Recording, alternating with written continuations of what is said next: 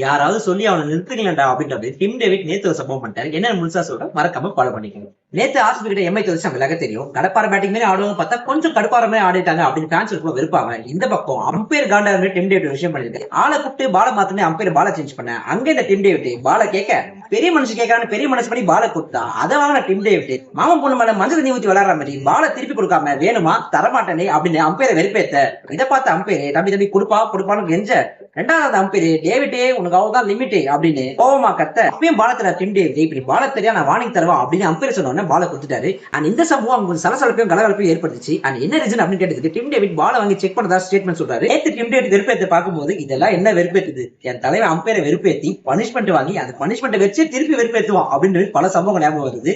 யார சொல்ற உங்களுக்கு தெரியுதா? For more IPL videos, cricket, cinema, பிடிச்சிருக்கு பாலா மறக்காம ஃபாலோ பண்ணிக்கோங்க.